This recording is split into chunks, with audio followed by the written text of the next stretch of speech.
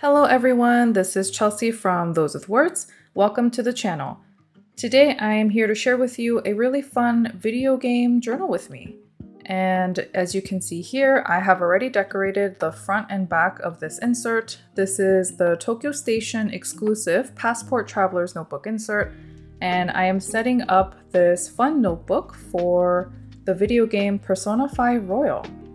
Quick spoiler warning here for any minor or major spoilers that I may bring up during this Journal With Me video.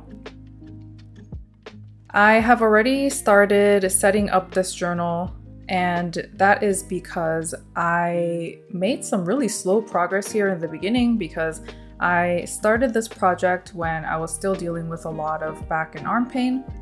I apologize for mentioning that so much in my videos lately, but it is what's happening in my life right now, so please bear with me. It took a little more courage than usual to turn on the camera for this recording because my progress was so slow for a few weeks, and I knew that my journaling sessions wouldn't be as long to capture really naturally on camera. And so it took me a little while to start filming this video, which is why I am already very many pages in. And so the concept of confidants in this particular video game, they're just characters that you, as the protagonist, get to know over the course of the game. And each of the characters have an arcana assigned to them. That's kind of like the theme of the Persona video game series as well. And so this has been a thing for a while, and this is the 5th game in the series, Persona 5. And I am putting some elements down that remind me of each of these characters. So I have seen my partner play this game already. He played both Persona 5, the vanilla version as is, and he also played Persona 5 Royal, both on PlayStation. And then now I am playing Persona 5 Royal myself on the Nintendo Switch, and it's been a blast so far. I enjoy this game a lot, and I wanted to make a little video game journal for it just to track my progress, because each and every character that you get to know as the protagonist, they have ranks 1 through 10 in terms of their conversations, basically social interactions in which you get to, again, know these characters. And then some of them are your party members, so they fight alongside you and, you know, they learn new skills and abilities as you rank up with them, as you deepen your relationship with them. So I wanted to write about all of those things.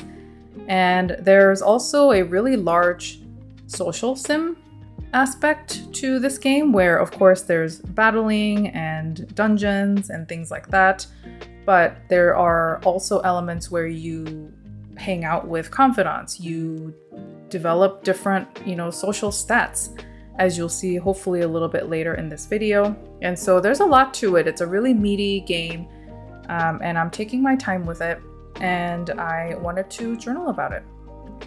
So this particular character, her name is Haru, and she's really into gardening, and so I decided to put a bunch of flowers and other elements, very like delicate elements around it.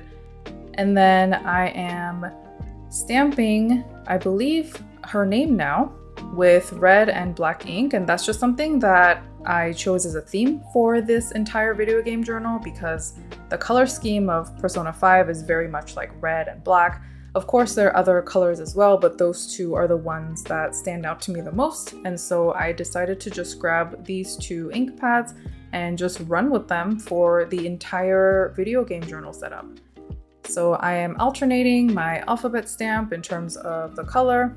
And then I am also taking this Sailor brush pen. It has a thicker brush nib and a thinner brush nib, and I actually really like the thinner side. And I am lettering the arcana name of Haru's character. She is the Empress Arcana, and so I am writing that down. And then for each and every one of these characters, sometimes they're not available right away when the game starts, and so I'm writing down some references for myself. I do this later on, and so I don't know if I do this in this particular video of the journal with me, but I wrote down a when and how. So when meaning, you know, what date are they first available for you to get to know them? And then how, as in, are there any specific requirements like stats that you need to have or any particular location you need to go to in order to find these characters? I'm also stamping the numbers 1 through 10. You'll see this consistently across the confidant pages at least, because like I mentioned before, they have 1 through 10 in terms of ranks and the conversations that you get to have with them. So lots of interactions built in, lots of social sim things to do in this game, which I feel like is really fun. It's a great way to break up the dungeons and the fighting. And also that way, by the time you get to another dungeon, you're also more excited for the dungeon, if that makes sense, for a change of pace. So it has worked really well for me, and it's one of the many reasons I really like this game. I'm pointing out to you now that some characters also have deadlines for certain ranks. And I've also written down that information as well. Or for example, if you need to clear a specific dungeon or it requires a specific social stat for you to even start the conversation of a certain rank with a confidant, I also wrote that down. It's really helpful to refer back to this information because there are quite a few characters to get to know, and time management is a fun but delicate balance in this game, I found. And so trying to figure out, okay, on these days, you know, these people are available to hang out with you. Okay, so like, who do I choose? And you don't always rank up at the end of every conversation. It like depends on your responses and things like that. So like I said, there's a lot to this game. And this particular character, her name is Futaba, and I found this memo pad. I believe this was gifted to me from a friend. It was like a sample memo pad, and this memo pad paper is in Korean, but it basically has like a little file open, and it's a very retro computer type of look. And I thought it would be perfect for this character who is like a hacker, and she is also one of your party members and your navigator, and I thought it would be perfect for this page. And so I just ripped up the various parts of that memo pad paper and I just stuck it down with some tape runner. I decided not to keep each spread too full.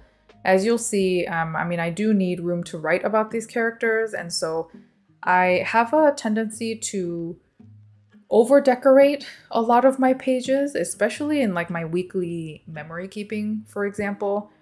But I do that in the standard size for the Traveler's Notebook, and this is the passport size, which is so much smaller, and I did still want enough room to write about each and every conversation. I also wanted some room at the end of each spread to wrap up my thoughts about the character too, which means there's not a whole lot of room to decorate and put things down on to each spread. So I tried very hard to be mindful of that throughout this process. And I'm just repeating that process now of stamping the character's name. And this took a while, but it was actually really fun, and I really loved how it turned out in the end. I don't always stamp every letter perfectly, but I do think there is some charm in the imperfections of the letters. It makes it look more organic in a way, so I tried not to worry too much about, you know, making sure like each and every letter was perfectly spaced apart from each other and things along those lines.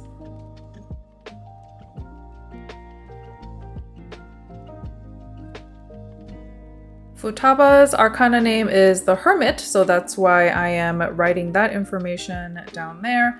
And then this character also has a couple of, not necessarily requirements, but she's not a character who is available right away at the very beginning of the game, and so that's why I also wrote the when and how.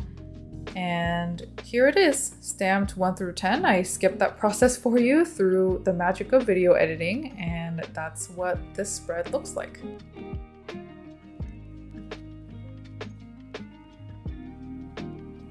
This is another character that I really like. Her name is Makoto, and she is kind of like the very model student type of character, but then you actually get to know her and she has a little bit more personality behind those impressions. And so I decided to pick out a couple of like book related type of things because that's her first impression when you meet her. And I won't go into it too much. I do want to be mindful of spoilers, even though there was a spoiler warning in the beginning.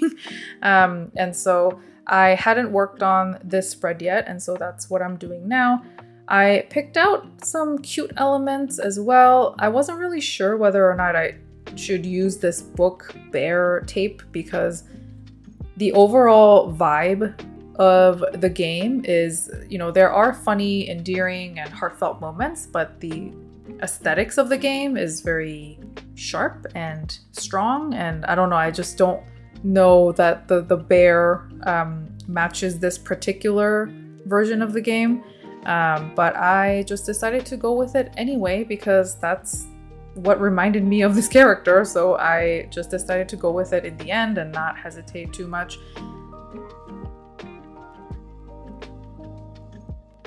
If you are noticing a small trend of me putting some washi tape or some kind of backing to their little portraits, that is intentional. I want it to be a little bit more grounded onto the page, especially because your eye will go right to their character portrait when you open the spread. And so I've been trying to put a little something around their character portrait regularly across the pages. And in terms of the character portraits, I basically just found them online and I sized them down and I printed it with my Canon PIXMA G6020 printer on sticker paper from onlinelabels.com. I am thinking about at some point making a quick little video or maybe even a short on what I do to print my photos because I've gotten quite a few questions about that. But printing it on that matte sticker paper from onlinelabels.com has been really helpful for me, and that's also why the quality is really good. I also make sure to set it to like the best setting, and I say I'm printing a picture instead of just like a document. Like I said, hopefully I will get around to making a little tutorial for it soon if you would find that helpful. But that's how I got those character portraits to be very crisp, but also small enough for the Passport Traveler's Notebook.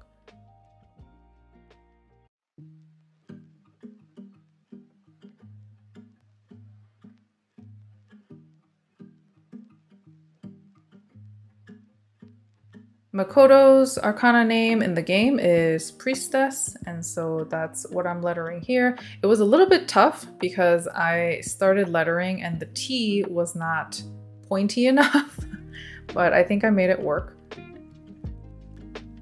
And like I mentioned before, because there's not a lot of room to write, I tried to keep everything else pretty simple. And so aside from the elements I had already previously picked out for this character, I really tried not to put too much stuff in the middle so that I can just write my thoughts.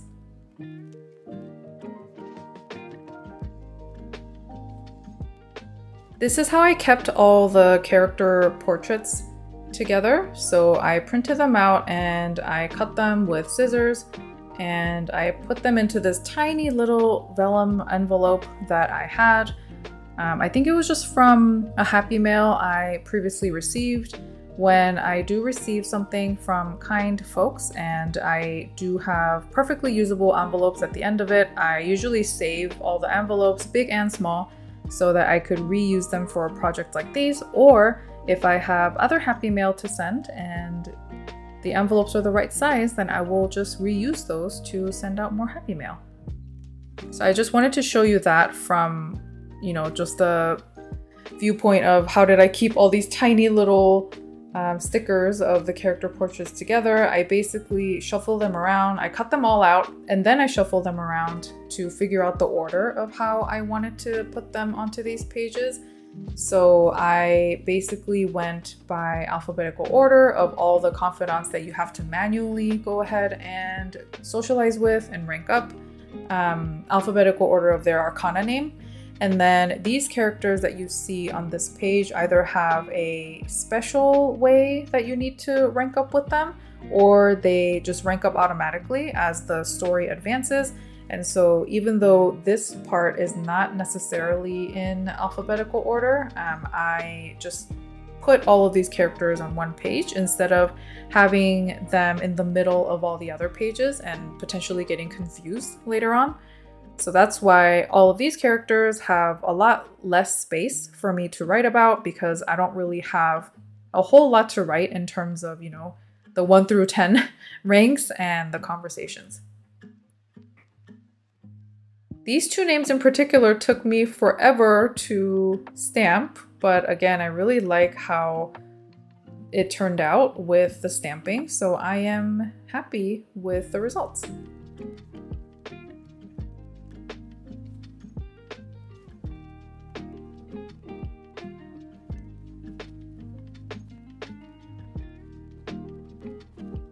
Now I am doing a very quick flip through of just the confidant pages at the front. I put them at the very front as well because they are a very crucial part of the game, and this is one of the few things where I really wanted to make sure to devote an entire spread to each character. So that is how they all look together. And then this is an in-game log. This follows the confidant pages. And I've been writing all the little activities that I've been doing since the beginning of the game. And so you can see here by this point, I had already made progress with a couple weeks of the game, like in-game time. And I jotted down, you know, when I talked to people, all the little things that I did. And I eventually decided to simplify what I kept track of, because if I wrote down every little action that I did, it was just going to be too much, and I did not have enough room in the Passport Traveler's Notebook to fill all of that out. And so I eventually ended up simplifying it to just the confidants and like really key actions and some really fun screenshots that I'm hoping to print out to add to the journal later. But other than that, that's pretty much all I'm tracking now. At this point in the game, I am much further ahead than when I recorded this video. I made a quick table of contents page, and now I'm working on the social stats page. This is going to be pretty simple. So there are 5 stats for you to work on throughout the game, and I just fast forwarded a little there and I drew a little star for it because that's what it looks like when you look at it in the game as well. So you have knowledge, charm, guts, proficiency, and kindness. And so I wrote those down. And now I am looking through my sticker folder to try and decorate the rest of the table of contents page, just to spice it up a little bit. There's also a lot of mentions of coffee in this game, coffee and curry, which honestly, you know, you live at a cafe that sells coffee and curry, and it sounds like a dream. I want to live there. So every time I am there, which is often as the protagonist, I'm like, I wish I lived here, or I wish this was real. That's what I keep saying whenever I play this game. And then one of the things you can do in the game, there's a burger challenge. That's why you're seeing me play with these burger stickers. And if you succeed, then you gain like a bunch of these social stats. And so what I ended up doing, because the sticker was too big, is cutting the sticker in half and then putting left half on the left side and then the right half on the right side, just on the binding there in the middle. And that's how it worked out. I am giving you yet another quick flip through of how this looks now, just skipping through some of the confidant pages since I've shown you a majority of those earlier already.